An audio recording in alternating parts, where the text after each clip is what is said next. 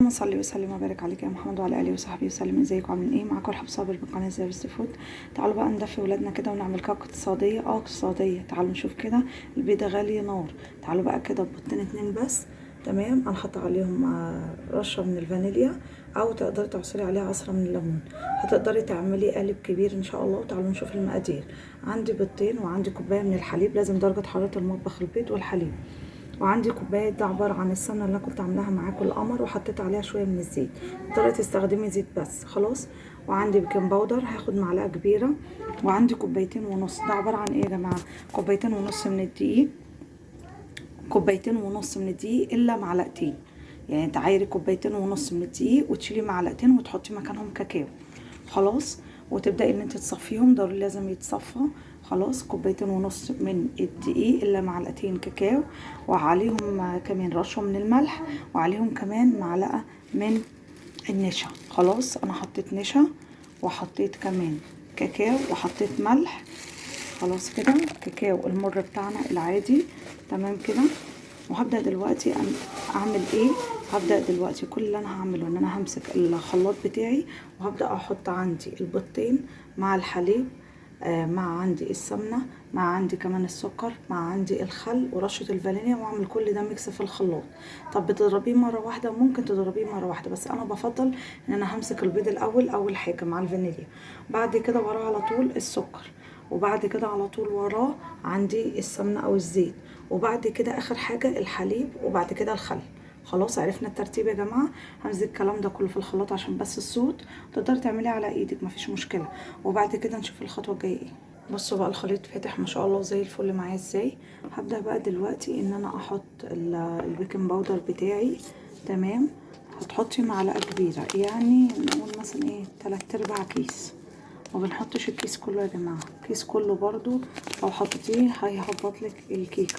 تمام. هو المعقول يعني معلقه كبيره. خلاص كده. وهبدا بقى دلوقتي انزل بالخليط الليكويد بتاعي شويه بشويه مع الايه، مع الحاجات الباودر. بس اقلب بس البيكنج باودر كده الباودر معاه. وابدا بقى بسم الله بنزل شويه واقلب وشويه واقلب لحد ما اوريكم القوام. انا بقلب في اتجاه واحد يا جماعه، يعني ما ينفعش اقلب كده وارجع اقلب العكس، لا في اتجاه واحد على طول كله لحد ما اخلص الخليط. وتعالوا نشوفه عامل ازاي. وادي عندي القوام، اللهم بارك يا رب اللهم بارك. بصوا القوام عامل ازاي. هبدا بقى ان انا اصبه في القالب بتاعي، وخلي بالكم انا مستخدمه قالب كبير، يعني كبير على الكميه، ورغم عشان كده بنقول عليها اقتصادي، ورغم كده ان شاء الله يطلع معانا ويبقى زي الفل. هقول لكم كده اللي عارف، اللي عارفين الثلاث قوالب اللي مع بعض هي الصينيه المتوسطه. خلاص. هصب بقى في القالب ونشوف هنعمل ايه. خلاص صبيت الكميه. بصوا ما شاء الله القالب قد ايه.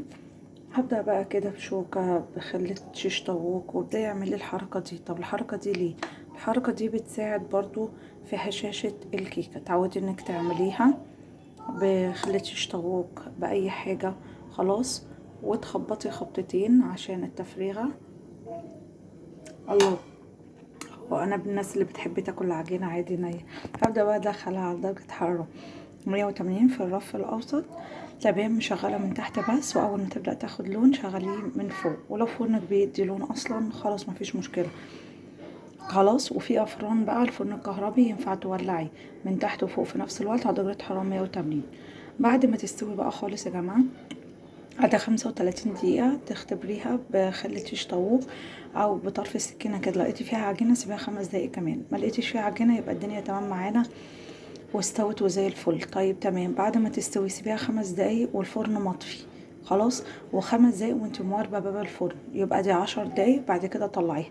تعالوا بقى بعد ما كل ده يخلص، تعالوا نشوف هنعمل ايه تاني. تعالوا بقى نعمل صوص كده اقتصادي برضو.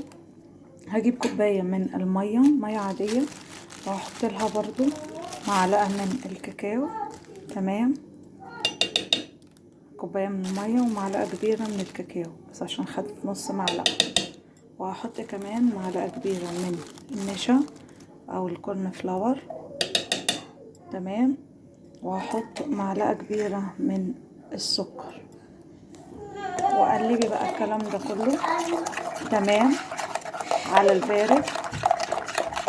علقي عليه على النار هنقعد نقلب فيه كده على البارد، بعد كده نرفعه على النار، واول ما يبدا ان هو تحسي ان هو استوى خلاص، هتقومي حاطاله معلقه من السمنه او الزيت. تمام كده، تعالوا نشوف كده. وادي الصوص بتاعنا القمر بعد ما تقل، وادينا له معلقه من الزيت يا جماعه. تمام، بيديله اللمعه اللي انتوا شايفينها دي. هسيبه بس يهدى شويه، وبعد كده ممكن ندخليه التلاجة عقبال الكيكه ما تستوي عشان يتقل اكتر. خلاص كده الكيكه بتاعتنا شغاله زي الفل، وتعالوا نشوفها بعد ما تستوي عامله ازاي. الكيكه ما شاء الله اللهم بارك بتتكلم عن نفسها. شايفين لونها يا جماعه؟ خطيره خطيره. بصوا مساميه ازاي، ولا فيها بقى تشقق ولا اي حاجه، المقادير مظبوطه بالملي. تمام، ما شاء الله كميه كبيره، وتقدري تحطي على فكره في قالب 20 او 24 هيديك ارتفاع طبعا حلو جدا. بس هي ما شاء الله. بصوا الصوص بتاعنا برضو تقل. هبدا ان انا لازم يا جماعه تسيبوها تهدى.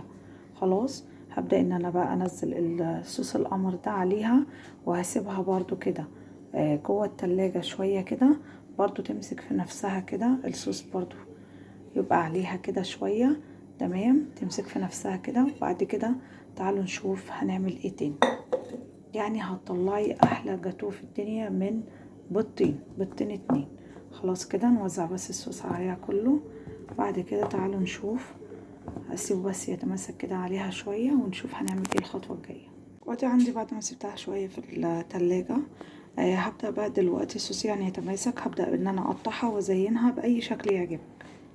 ايه رايكم بقى في الجمال والحلاوة دي؟ ما شاء الله اللهم بارك يا رب، اللهم بارك. بصوا قسمتها 3 كده بالطول، و4 قطع بالعرض. يعني بصي هتعمل لك 12 قطعة. ممكن كمان تقسميها على 10 برضو بقى، ما يبيعوا دستة الجاتوه ممكن 10 أو 12 بمزاجهم. لقيت عندي تفاحية قطعتها، كام فراولاية كده، شوية سوداني كده لزوم الحركات، وبألف هنا وشفا. بصراحة تحفة تحفة تحفة، يعني عايزة اقول لكم وهمية. تعالوا كده برضو نشوف حتة. بصوا الجمال، بصوا الارتفاع من بيضتين 2 يا جماعة. شايفين عاملة ازاي؟ اللهم بارك يا رب، اللهم بارك. تحفة تحفة. بصوا الجمال، شايفين ارتفاع الكيك عامله ازاي؟ خطيره يا جماعه، خطيره بجد. ومن حاجات ايه بسيطه، حتى الصوص عملناه اقتصادي، بس بصراحه وهميه. ما شاء الله اللهم بارك يا رب، اللهم بارك. اتمنى بقى ان انتوا تجربوا الطريقه البسيطه بتاعتي في الكيكه، او نقول الجاتوه. ووفرنا حوالي 300 جنيه. معرفش بيتباع ب300 ودلوقتي زاد كمان. في ناس بتبيع ب320. مش عارفة على ايه. شوية حاجات كده بسيطة بيضتين 2، وفرحنا البيت وعملنا للولاد احلى جاتوه في الدنيا. ما تنسوش بقى لو عجبكم الفيديو تعمل لايك شير سبسكرايب. كانت معاكم رحاب صابر من قناة ذا بيست فود، وشكرا والسلام عليكم ورحمة الله وبركاته.